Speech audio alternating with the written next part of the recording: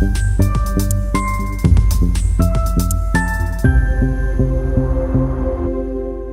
pleased to welcome Dr. Markos Zachariadis, who is Professor of Information System Management at the Warwick Business School. Dr. Markos, thank you for accepting our invitation. It was a pleasure to be here. So let's start with open banking. What is open banking? That's an interesting question. I think that there's no particularly formal definition out there, but I think open banking, if you look at it, how it was born in different places around the world, I think the number one thing that you immediately see is that it has its roots to opening up data in the sector. Okay. So in the UK, for example, open banking has been initiated by the Competition and Markets Authority, and the idea was there to basically boost more the competition across the industry, specifically look at the banking industry as well. And opening up data was certainly one of the ways to do it. So that's how we came about with open banking. So how opening this data will impact the financial services as we know it today?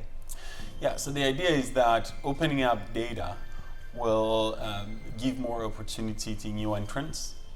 For example, if you're a newer company and want to have a shot at competing in the industry with the big guys, in the UK, for example, there are 4 or 5 big banks that pretty much dominate and monopolize the entire sector.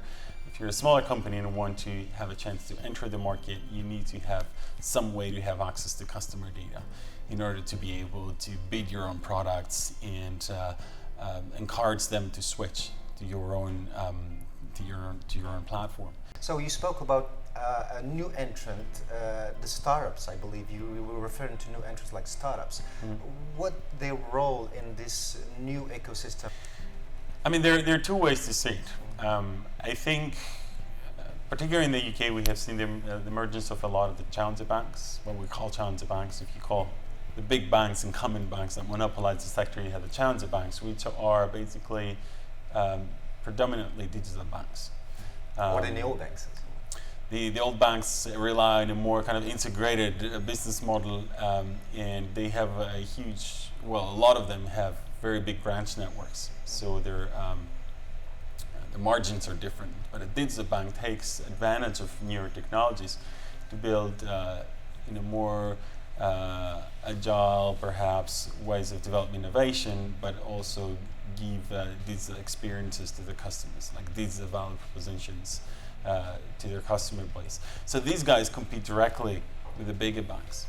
And then you have different kinds of fintech startups, for example, that want to compete with the big banks on some very niche part of the industry. For example, you have a lot of payment startups. These startups are not perceived as threats anymore. I mean, probably they are still, but there is a kind of collaboration that is. I think we've moved from the era very early on in the fintech narrative. You see kind of press and media releases around and talk to a lot of people in the industry, which is what we've been doing for quite a while. You'll see that there is a transition between the story saying that the big banks are competing head-on with the fintechs to a more kind of collaborative context where the big banks now are looking to even more build these collaborations with fintechs to add more value to their own customer base. And I believe that in part this collaboration relies on open banking, opening data, you to use it if API, if this level of collaboration is to be put forward. Precisely. So I think if there was no regulation, the bigger banks would be less likely to open up and reach out to some of these fintechs to collaborate. Now, because of the regulation and because of introducing technologies like APIs in a systematic, a standardized way, banks now are seeking out to even utilize themselves this openness in the ecosystem and try and approach smaller players to collaborate with them. I guess in a way they kind of have to because of the regulation, but now they've also transitioned, or they're trying to transition from that kind of more competitive mentality to more collaborative mentality, looking at the innovation ecosystem as a whole. What made the UK so advanced in terms of banking and so open to this evolution? Is it because of regulation? So regulation definitely helped. So a lot of the times in finance we say that regulators are behind or trying to catch up with developments. I think this is kind of like an instance where regulation is actually pushing actively the boundaries a lot. So regulation has definitely been one of the things in the UK that have shaped out the entire kind of ecosystem. I think they've early on one of the obviously UK regulators have been probably one of the more innovative regulators around the world. So they experimented a lot with different ideas around building new finance services and technologies in finance, for example. So they early on kind of introduced regulations like open banking, and now the rest of the world is trying to also get into that idea of open banking. But I think the UK also had an advantage because they already had quite a bit of a significant fintech presence, right? So we have a huge fintech ecosystem in the UK that we rarely see in other countries. But comparing to Canada, how do you see the level of fintech adoption? I mean, Canada is doing a consultation right now, right?